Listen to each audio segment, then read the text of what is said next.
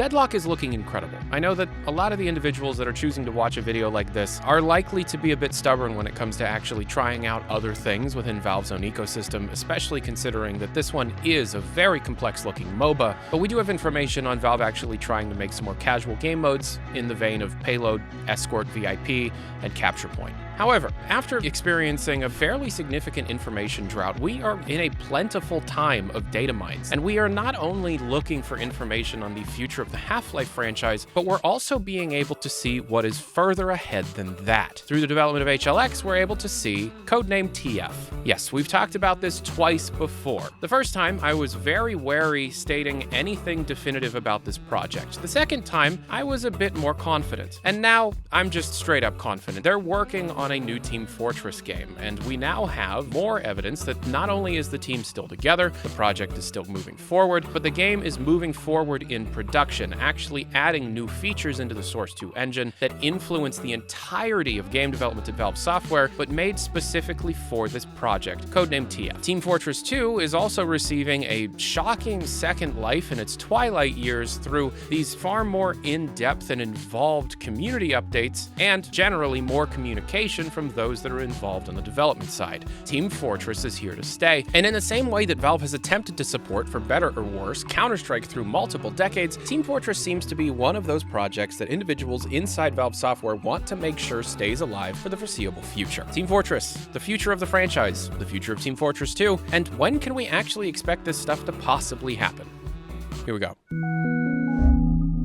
Real talk. At 11 p.m., I am not cooking. I am trying to finish an edit. That's why I've been using Factor. Fresh, never frozen meals that take about 2 minutes. Heat, eat, done. They've expanded the menu. Now it's 80 plus rotating weekly meals, with more new options each week. More seafood, salmon, shrimp, at no extra cost. And more high protein picks like beef fillets and turkey. You can even swap select proteins for free. Don't want pork? Swap to chicken. They also widen the flavors, more Asian and Mediterranean inspired options. And if you're tracking macros or using GLP-1 support preferences, there are high protein and calorie smart choices that make planning way less annoying. They also sent me a whole bunch of smoothies. I really like those. Those were great. Thank you for the smoothies. Head to Factor75.com or click the link below and use code TMVFB to get 50% off plus free breakfast for 1 year. That's code TMVFB50 at Factor75.com to get 50% off plus free breakfast for 1 year. Offer only valid for new Factor customers with code and qualifying auto-renewing subscription purchase. Thank you so much to Factor for sponsoring this video, and let's get back to it. First and foremost, the deadline for the Man vs. Machine content update. As stated originally a few months ago, August 27th was the submission date deadline for community-created Man vs. Machine maps and missions for Valve to then test, play through, and pick for the first community-contributed Man vs. Machine update. And according to the Steam Workshop, the most popular maps that were submitted before this deadline for Man vs. Machine are Hideout by Microscopic, Motherland by Lurd, Wizard of Oz, Hypo, Hopkins, Braindog, Eli, SNTR, XB33, Cheesy Puff, Jameson, and FM Pone, of Cash fame. Thunderstorm by Bazooks, Watermelon, Sleepy Kai, and Sean. Flowerfield by Damno, Bazooks, Liliv, Kiev, Floro, Mama Rosalina, Charlie, Bovine Benefactor, and Faruka, Atomic Ascent by E. Arkham, Ventus by Yumi, Cloud Piercer by Midlu and Raposa Dynamica, and Solaris by Metanari, Opera Bay, Glabontron, FGD5, and Random Guy. These are just the top 8 on the Steam Workshop at the time of recording, but at least over 100 have been submitted specifically with this update in mind. Valve does also have a tendency of pulling things from years back. We do know that we're going to be getting a Man vs. Machine update, and do know it's going to be sooner rather than later. More information on the update itself is forthcoming, so get subscribed if you want to be able to follow that. However, with regards to Team Fortress as a whole, and I'm sure the thing that you're most interested in hearing about, in an update that was pushed in late August to Counter-Strike 2, changes to the Source 1 input tools were made and identified that specifically name-dropped the TF codename and the different parameters that that have recently been changed within Source 2 to allow for a more streamlined and feature-complete importing of different materials and assets from Source 1. When the game that you're importing from Source 1 into Source 2 uses a codename that contains the TF codename, then the program, Source 1 Import, is going to convert those original Source 1 materials that use the Source 1 shader called Decal Modulate, which is associated with the decal system of Source 1, into a brand new TF Projected Decals shader.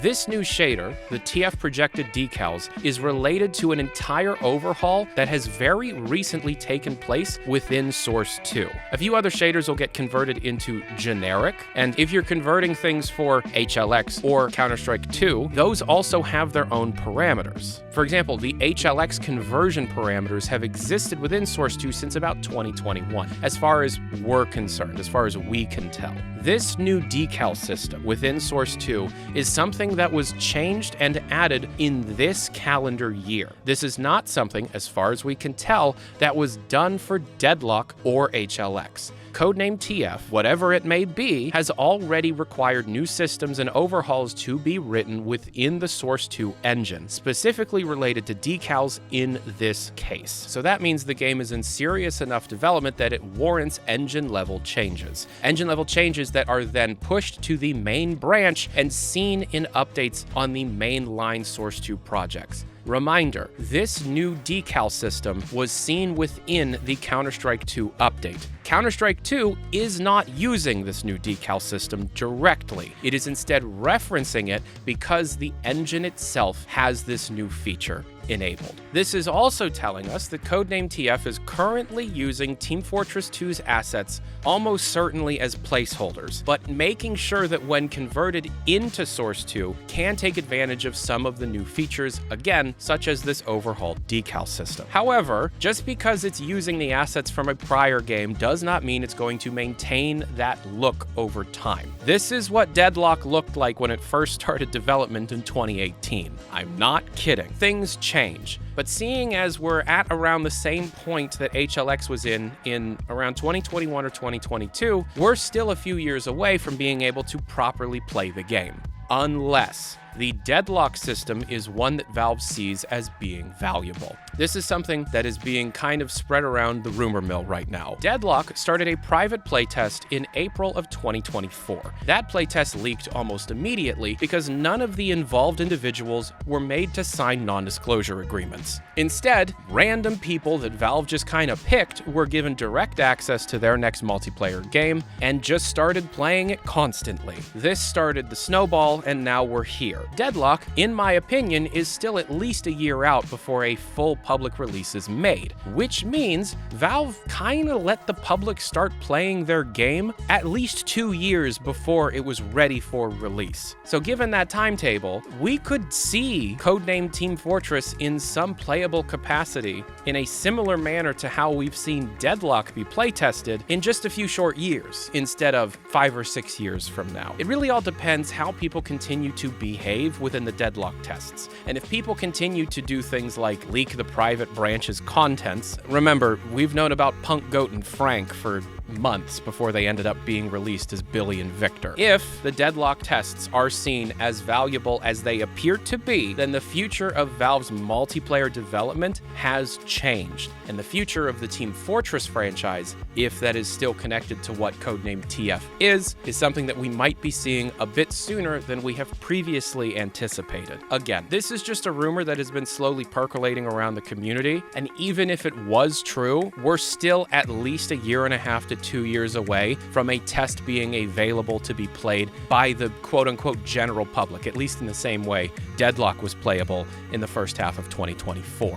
But it's in development. They're making major changes to the Source 2 engine with TF in mind, and it's trucking along. Effectively, the future of the Team Fortress franchise is in the hands of younger people. They want to be able to make something their own, and they have a lot of interesting people that want to work on it. They had people return to Valve to work on specifically just this project. And the fact that these features are being pushed to the base engine layer is important. If you're gonna take anything away from this video, it's that.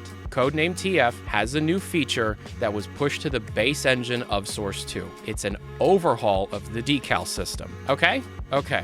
Team Fortress, forever. Thank you so much for watching. If you want to keep up with everything that we're doing on this channel, everything we're researching, everything we're working on, the Discord server is the place to do so. Invite link in the description below. If you want to support videos like this, you know, help me eat, get your name in the credits, get to watch them early sometimes, check out my Patreon page, also down in the description below. Once again, I'm Tyler McVicker, the Passionate Gamer. I will see you all next time. Have a great life. Peace and hair grease. Adios.